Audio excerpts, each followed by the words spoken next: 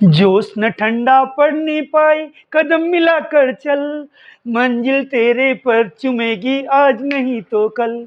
और साइंस का पेपर कल। देखिए साहब, ये साइंस के 20 टॉप इंपोर्टेंट प्रश्न हैं जो कल 1 अप्रैल के पेपर में निश्चित रूप से आएंगे। पहला प्रश्न सुनिए, स्थैतिक घर्षण और सीमांत घर्षण को समझाइए। देखो ये घर्षण वाला प्रश्न तो आएगा साहब। अब लोटनिक आता है, स्थैतिक आता है, सीमांत आता है, ये सभी घर्षण इंपोर्टेंट है। तो पहला प्रश्न मैं रिपीट कर देता हूं, स्थैतिक घर्षण और सीमांत घर्षण को समझाइए। दूसरा प्रश्न इंपोर्टेंट, प्रदीप्त पिंड और दीप्त पिंड में अंतर लिखिए।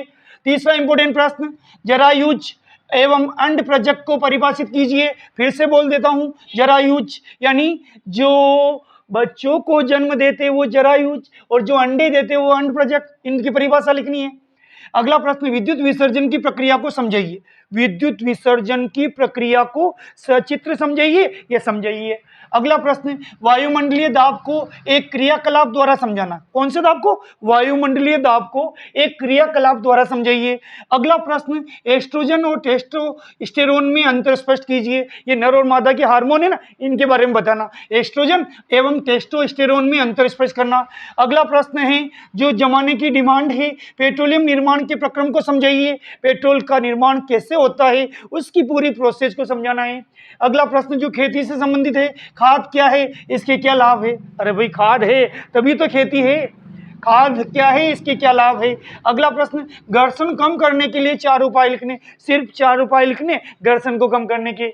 अगला प्रश्न सड़क सुरक्षा से वाला है, सड़क सुरक्षा की दृष्टि से वाहन चालक के 4 कर्तव्य बताइए। फिर से रिपीट कर रहा हूं, सड़क सुरक्षा की दृष्टि से वाहन चालक के 4 कर्तव्य बताइए। अगला प्रश्न, जिसमें पुरुष भी आ जाएंगे, महिला भी आ जाएंगे, बच्चे भी आ जाएंगे और आपको प्रश्न भी जचेगा। पुरुषों, महिलाओं और बच्चों की वाक ध्वनियां भिन्न भिन्न क्यों होती है? अगर उम्र भिन्न है तो ध्वनियां भी भिन्न होंगी।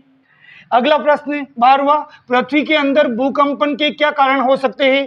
पृथ्वी के अंदर भूकंपन, नाम से ही डर लग रहा साहब, इसके क्या कारण हो सकते हैं?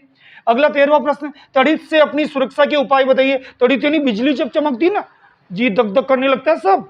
तड़ित से अपनी सुरक्षा के उपाय बताइए बच्चों। अगला प्रश्न, शुक्राणु और अंडाणु में अंतर लिखना। अंतर वाले प्रश्न विज्ञान में जरूर आते हैं। अगला प्रश्न, अम्ल वर्षा किसे कहते हैं? जो बरसात होती है ना उसमें थोड़ा सा अम्लीय गुण, सल्फर डाइऑक्साइड और नाइट्रोजन के ऑक्साइड आ जाते हैं, फिर जो बरसात होती है वो अम्ल वर्षा। निश्चित रूप से इंपॉर्टेंट प्रश्न है। अगला प्रश्न, मानव शरीर का क्या होगा यदि वायुमंडलीय दाब शून्य हो जाएगा? फिर से रिपीट कर रहा हूं, बहुत इंपॉर्टेंट प्रश्न, मानव शरीर का क्या होगा यदि वायुमंडलीय दाब शून्य हो जाएगा? अगला प्रश्न 17वां, भूकंप का चित्र बनाइए। इससे भूकंप का चित्र बनाना बहुत मुश्किल है, नहीं है, बहुत आसान है। भूकंप का चित्र बनाइए। भारत के अति भूकंप आशंकित क्षेत्रों के नाम बताइए, यानी भारत के उन भागों के नाम लिखने, उन राज्यों के नाम लिखने, उन स्थानों के नाम लिखिए जहां भूकंप आने की आशंका ज्यादा होती है। अगला प्रश्न, ध्वनि प्रदूषण को नियंत्रित रखने के 2 उपाय लिखिए। यानी जो तेज आवाज होती है ना उसको कंट्रोल कैसे किया जा सकता है, यानी ध्वनि प्रदूषण को नियंत्रित कैसे किया जा सकता है, उसके सिर्फ 2 उपाय पूछे। अगला 19वां प्रश्न, सुचालक पदार्थ किसे कहते हैं? यानी जिसमें विद्युत धारा प्रवाहित होती है वो सुचालक, और जिसमें विद्युत धारा प्रवाहित नहीं होती वो कुचालक। लास्ट प्रश्न इस वीडियो का, विद्युत धारा के रासायनिक प्रभाव को समझाइए। देखो विद्युत धारा का चुंबकीय प्रभाव होता और रासायनिक प्रभाव होता, इस प्रश्न में रासायनिक प्रभाव को पूछा गया है। कृपया इस वीडियो को 8th के जरूरतमंद बच्चों तक पहुंचाए ताकि उनका कल का पेपर अच्छा हो सके और आपको विद्यादान का पुण्य मिल सके।